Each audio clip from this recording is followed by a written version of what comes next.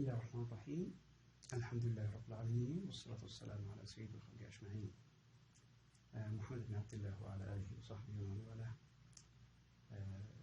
In this part, in this lesson, we continue our process of discussion, explaining some hints on the topic appreciating poetry.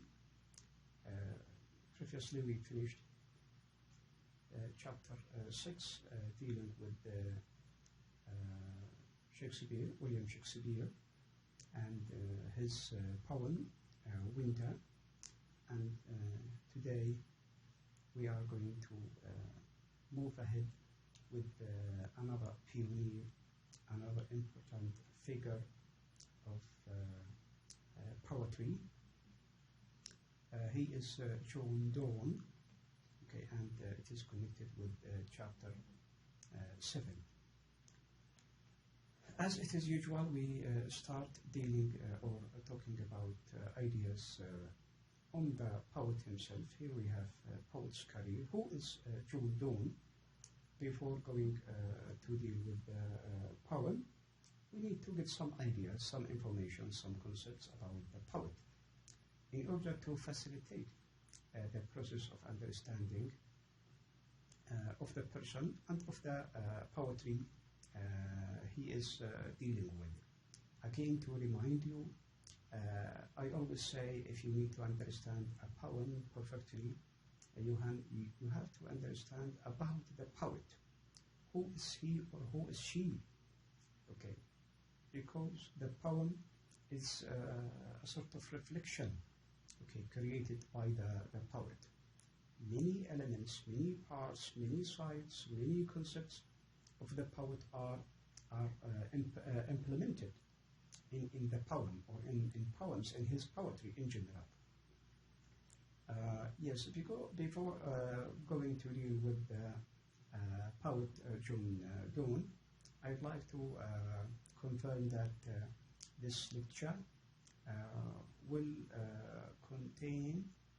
comprise this brief explanation on John Donne and some little concepts about the poem, The Sun Rising, one of his best poems, The Sun Rising.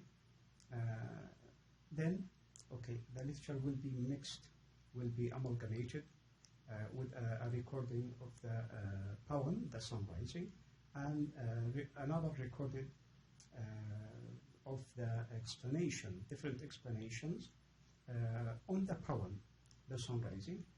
I think that will be helpful for you, besides what we had in our classes, so you can get information, you can get data, you can get knowledge, experience from different sources, not depend on one source, which is the doctor or even the source, the book. No. So we have to vary our inputs, okay, from the different sources we need. Beside that, we shall deal with another PDF explanation to be added to you here about John Donne. In this PDF, originally it was a PowerPoint slides made as PowerPoint, and now to make it easy of saving and uploading to your program, so it is made into PDF. Now, if we go to deal with some ideas about John Donne, so that he is estimated as a leading love poet of the metaphysical school. So he's a metaphysical poet. We need to know, we need to get ideas about the meaning of metaphysical poetry. Okay, so he is considered a paramount love poet in English, or who wrote poetry dealing with love, a concept of love and religion and love in general. Here we have some ideas, some information about his life in general, and let's catch or get some of them to be read, and if it is necessary to explain or to shed light on the important points, we can skim. So Donne studied in Oxford University for 3 years, and then more 3 years in Cambridge University, of course. However, he did not take a certificate because he refused to swear the oath of supremacy essential at graduation. So it was a custom, it was a habit that during the time of graduation, students, all of the students should swear an oath. This oath is a sort of commitment to the principles, okay, of the ruling ideas of the what we call commitments related to the after graduation life, okay, something like that. So Donne's first volume of poems was written during the residence in London, when he was in London, which is thought to be one of Donne's most significant literary determinations. So Donne was chosen personal secretary to Sir Thomas Egerton, and Donne in 1601 sat in Queen Elizabeth's Parliament, a sort of gradual development in official ranks. However, in the same year, he covertly married Anna Moore of 17 years, a girl of 17 years, but his marriage to her was a sort of secret. He married her secretly. Such works, he produced a work here we need to shed light on. When Donne came closer from being 40, he issued two polemics Studio Martyr in 1610, and after almost a year he published Ignatius, his conclave. This is a work, and a controversial work related to principles of religion and so on. Such works became testimony of his renunciation of the Catholic belief, as he said, religious concepts.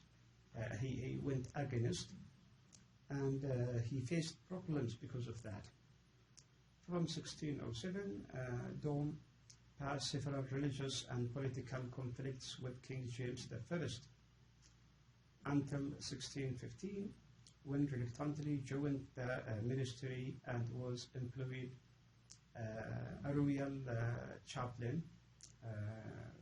He is a rank like priest or monk, religious rank.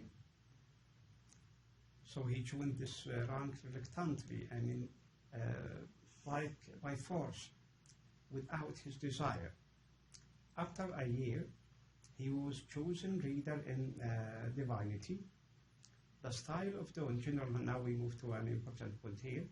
The style of John Donne is full of rich and elegant metaphors as well as religious symbolism. I mean, this is important. I'd like you to underline it and put it in your mind that great usage of metaphors, similes, and also of symbolism as what you can realize or understand after you read, study, examine, analyze the poem called The Sun Rising. So put these points in your mind, please. Donne's, while learning, his aptitude for poetic drama and his rapid wit quickly formed him as one of the paramount preachers of the time. And preaching, a religious concept, but here we have it as religious and also as a literary concept also.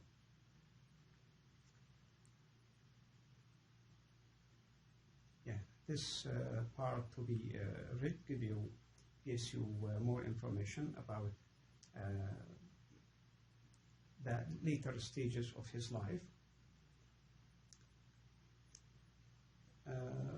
we have to realize that John Donne topped at his job and was eventually financially safe because of the official ranks, responsibilities, positions he seized and he was committed to do.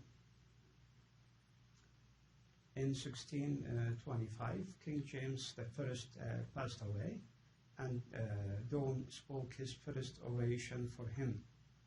However, because of his ailing health, Donne suffered from mouth sores and faced a hefty weight loss.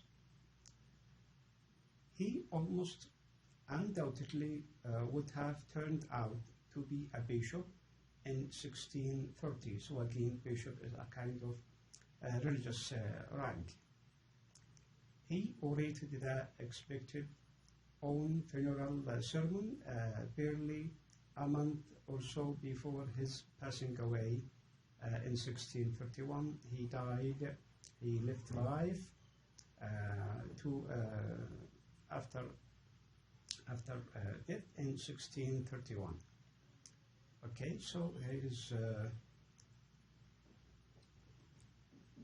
a photo, a pic of the beautiful song called The Sun Rising, our example today as an example of the greatness of this poet, John Donne. Here you have the poem in your book. It is here also, and it is important to refer to the source from where this poem is taken. So it is taken from the book called The Complete Poetry and Selected Prose by John Donne, published by the Modern Library, and the poem is on page 11 by Charles Coven, published in 1952. Here's, as we saw, you have to put ideas in your mind concerning the copyright.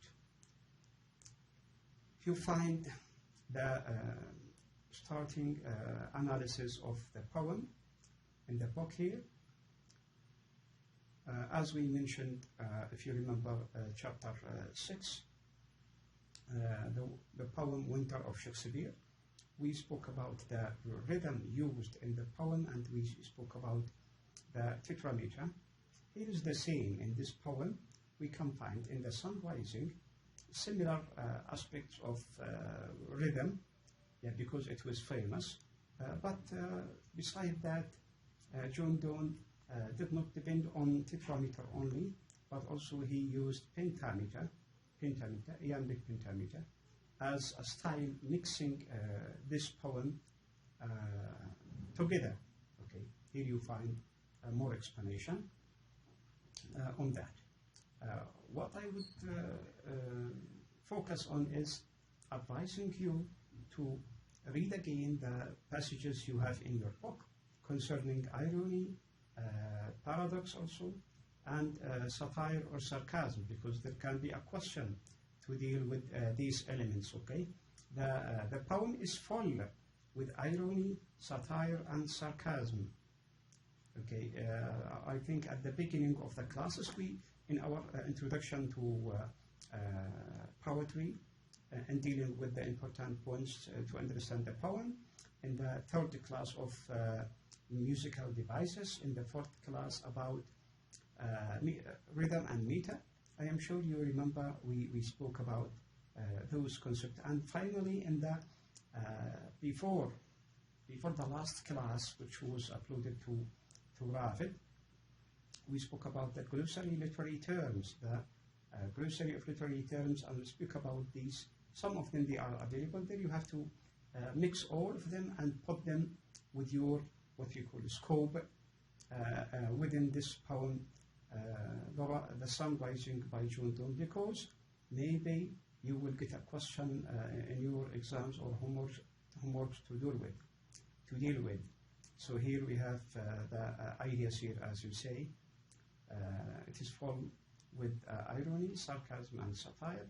Read, try to understand, and deal with the poem in general after listening to the explanations uploaded or supported with this recording.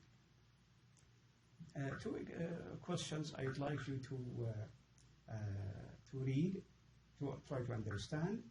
The first one, explain what did you understand of the poem The Sun Rising. In general, give us your own understanding, your knowledge, your paraphrasing, okay, in general, dealing with the meaning, dealing with the musical devices. The second one is specific. The second question, as you say, discuss the concepts of irony, satire, and sarcasm, which I show you a skim on them. You may conceive from the poem. After reading the poem, after listening to the poem, by the way, the poem will be uploaded to this part, and you can listen to it by a native speaker. It is advised that you can listen to it several times from different sources on the web, particularly the YouTube. You can find it, The Sun Rising by Donne. Okay, here we reach our end of this part. I would like to say goodbye now and meet you in the next class, inshallah ta'ala. Before I leave, I'd like to advise you, read and read and read. Encourage yourself by motivation of understanding.